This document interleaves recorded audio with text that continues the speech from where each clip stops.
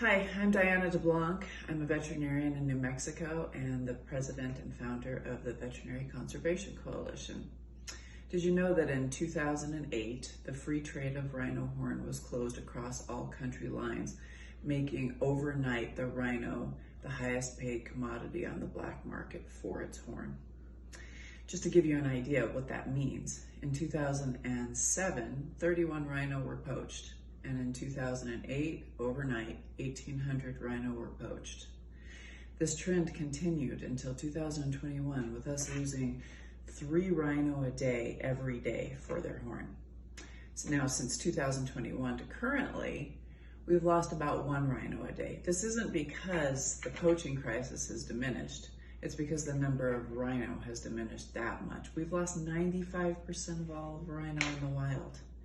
And the numbers at the end of 2023 indicated there's about 16,000 white rhino left and about 6,400 black rhino left in the world. What is this horn used for, you might ask? It's used in Asian cultures for trade commodity, different sort of medicines in the Chinese cultures, and in illicit drugs. By making this an illegal trade item, it has made the rhino horn worth over $100,000 per kilogram. So, as you can imagine, we are quickly running out of time. I had no idea about this when I started traveling to South Africa in 2017. I just loved rhinos. And this knowledge base has changed the trajectory of my life. And I have been very fortunate in the last few years to work with some of the biggest players in rhino conservation, be it at sanctuaries, the veterinarians working on the front lines, or small reserves that are trying to keep rhinos safe. So the Veterinary Conservation Coalition has been formulated primarily to keep rhinos safe. We will help these people that I just mentioned, be it with babies, with rhinos at the sanctuaries to keep them safe, dehorning them, sadly providing medication for them if they've been injured or shot, and helping the veterinarians get to the places that they need to be to keep these rhinos safe. However, I also realized in my time over there at these reserves that there's several other species that are vanishing and vulnerable, that these same reserves are trying to keep safe so that they can breed and proliferate. Some of these, but obviously this is a short list that has caught my attention and I've chose to focus on, include the pangolin. And the pangolin is a small animal that eats insects, and its whole body is covered in keratin scales, making it just as desirable as the rhino. This is actually the most trafficked animal in the world. And in the last 10 years, we've lost over 1 million pangolin.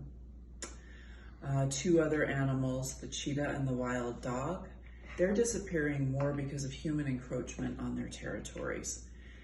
They are also a result of poaching, but for very different reasons. The cheetah is desired because of its beautiful spotted coat, but in certain cultures, it's become a desired pet.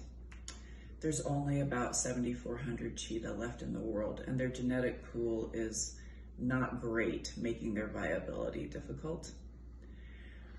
The wild dogs get poached, but really secondarily. They get caught in snares and traps that are set for other wildlife. 2 other species that have really caught my eye are the brown hyena, which is the most elusive and rare of all the hyenas, and the Cape vultures.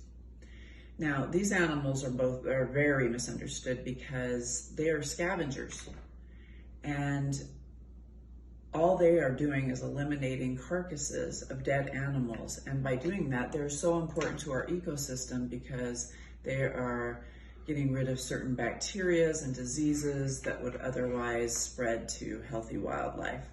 However, landowners see them as hunters and feel like they are killing their animals and their livestock, so they tend to get poisoned, they get electrocuted, and they get shot.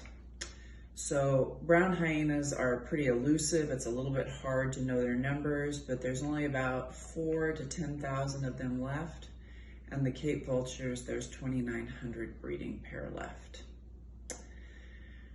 So as you've heard, there's not a lot of any of these animals left. And I, for one, feel like it's so arrogant that humans feel like we can eliminate any species off of this earth. So it's my vow with the Veterinary Conservation Coalition to work hard to keep these animals safe in whatever capacity we can. If we can provide funds for rehab centers, if we can help with breeding programs, whatever it takes to keep these animals viable and reproducing on our earth.